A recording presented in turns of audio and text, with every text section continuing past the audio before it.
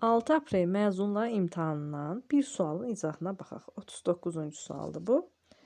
Qoy mən hicranımla qalım baş-başa, sən qəm zəncirini qır boynundan at. Nümunəsi ilə bağlı doğru fikirlərdir. Bizə lazımdır nə? Doğru fikirlər. Leksik mənası olmayan sözlər işlənməyib. Leksik mənası olmayan sözlər nədir? Köməkçi nitqisələrdir. Amma işlənir. Bunlar hansılardır? Qoy mən hicranımla qalın baş-başa misrasında qoy sözü ədatdır. Hicranımla la isə qoşmadır. Burada 2 köməkçi nitqisəsi var. Deməli 1 səhvdir, yanlışdır. 1 olan cavablarda biz aşağıdan silək. Qaldı 3 cavabımız. Tünd qara şriftlə fərqləndirmiş sözlər amonimdir.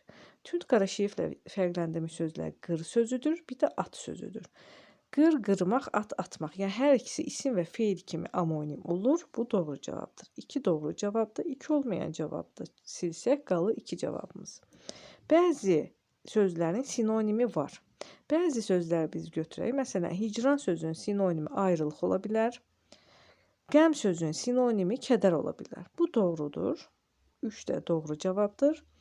3 olmayan cavab da D bəndidir. Yəni cavabımız B bəndi qaldı. Amma yenə də əmin olmaq üçün bütün cavablara baxaq. Siz də imtahanda işləyərkən mütləq bütün cavablarınızı yoxlayın.